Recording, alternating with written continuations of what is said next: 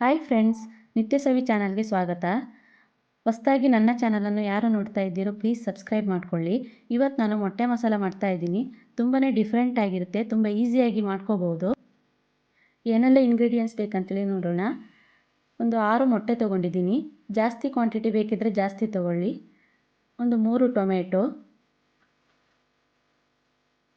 ಒಂದು ಚಿಕ್ಕ ಕಪ್ಪಲ್ಲಿ ಕಾಯಿ ತುರಿ, ಒಂದು 6 ಹಸಿಮೆಣಸಿನ್ಕಾಯಿ, 1 ಹಿಡಿ ಕೊತ್ತಂಬರಿ ಸೊಪ್ಪು,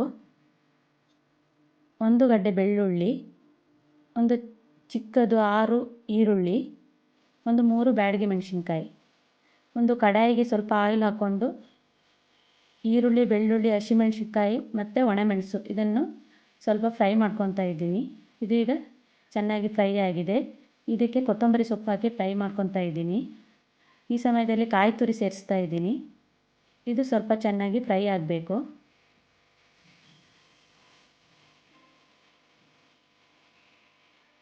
ಇದು ಚೆನ್ನಾಗಿ ಫ್ರೈ ಆಗಿದೆ. ಇದಕ್ಕೆ ಈಗ ಅರಿಶಿಣವನ್ನು ಸೇರಿಸ್ತಾ ಇದ್ದೀನಿ. ಇದು ಸ್ವಲ್ಪ ಫ್ರೈ ಮಾಡ್ಕೊತಾ ಇದ್ದೀನಿ. ಈಗ ಟೊಮೆಟೊ ಹಾಕಿದ್ದೀನಿ. ಇದು ಈಗ ಚೆನ್ನಾಗಿ ಫ್ರೈ ಆಗಿದೆ. ಈಗ ತಣ್ಣಗಾಗಬೇಕಿದು. ಈಗ ತಣ್ಣಗಾಗಿದೆ. ಒಂದು ಮಿಕ್ಸಿ ಜಾರಿಗೆ ಇದನ್ನೆಲ್ಲ ಹಾಕ್ಕೊಂಡು ಈಗ ನುಣ್ಣಗೆ ರುಬ್ಕೊತೀನಿ. ಈಗ ಸ್ವಲ್ಪ ನೀರು ಹಾಕ್ತಾ ಇದ್ದೀನಿ. ಈಗ ಮಸಾಲ ರೆಡಿಯಾಗಿದೆ.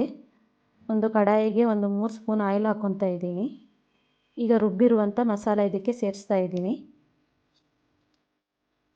ಇದು ಈಗ ಚೆನ್ನಾಗಿ ಫ್ರೈ ಆಗಬೇಕು.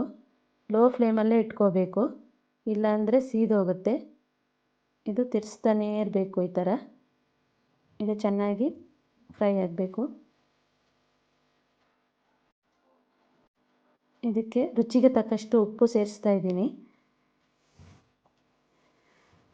2 ಸ್ಪೂನ್ ಧನಿಯಾ, 1 ಸ್ಪೂನ್ ಗರಂ ಮಸಾಲ, 1 ಸ್ಪೂನ್ ಜೀರಿಗೆ. ಈಗ ಇದು ಚೆನ್ನಾಗಿ ಮಿಕ್ಸ್ ಮಾಡ್ಕೋಬೇಕು.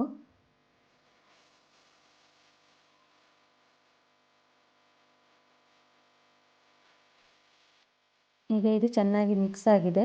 ಒಂದು 2-3 ನಿಮಿಷ ಕುದಿಬೇಕು. ಈಗ ಒಂದು 2-3 ನಿಮಿಷ ಆಗಿದೆ. ಚೆನ್ನಾಗಿ ಕುದ್ದಿದ ಆಯಿಲೆಲ್ಲ ಬಿಟ್ಕೊಂಡಿದೆ. ಈಗ ಈ ಸಮಯದಲ್ಲಿ ನಾನು ಮಿಕ್ಸಿ ಜಾರಿಗೆ ಸ್ವಲ್ಪ ನೀರು ಹಾಕ್ಕೊಂಡು ಇದಕ್ಕೆ ಸೇರಿಸ್ಕೊತಾ ಇದ್ದೀನಿ.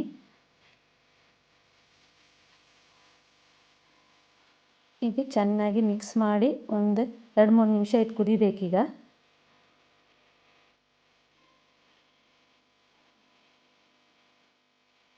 ಒಂದು 2-3 ನಿಮಿಷ ಆಗಿದೆ. ಚೆನ್ನಾಗಿ ಕುದೀತಾ ಇದೆ.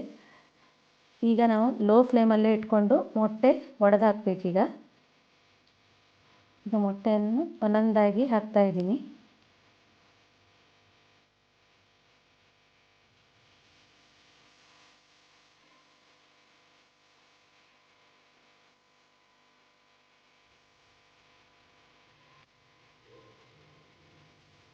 ಇದು ಒಂದು 5 ನಿಮಿಷ ಕುದಿಬೇಕೀಗ. ಒಂದು 5 ನಿಮಿಷ ಆಗಿದೆ. ಚೆನ್ನಾಗಿ ಕುದ್ದಿದೆ. ಈಗ ಸ್ವಲ್ಪ ಕೊತ್ತಂಬರಿ ಸೊಪ್ಪನ್ನು ಹಾಕ್ತಾ ಇದ್ದೀನಿ. ಫ್ಲೇವರ್ ಚೆನ್ನಾಗಿರುತ್ತೆ. ಈಗ ಮೊಟ್ಟೆ ಮಸಾಲ ರೆಡಿಯಾಗಿದೆ. ಈಗ ಒಂದು ಪ್ಲೇಟಿಗೆ ಸರ್ವ್ ಮಾಡ್ಕೊತಾ ಇದ್ದೀನಿ. ಟೇಸ್ಟ್ ಅಂತೂ ಸೂಪರಾಗಿರುತ್ತೆ. ಅನ್ನದ ಜೊತೆ, ಚಪಾತಿ ಜೊತೆ, ಯಾವುದ್ರ ಜೊತೆ ಬೇಕಾದರೂ ತಿನ್ಬೋದು. ಇವತ್ತಿನ ಈ ರೆಸಿಪಿ ಇಷ್ಟವಾದರೆ ಲೈಕ್ ಮಾಡಿ, ಶೇರ್ ಮಾಡಿ, ಸಬ್ಸ್ಕ್ರೈಬ್ ಮಾಡಿ. Thank you all.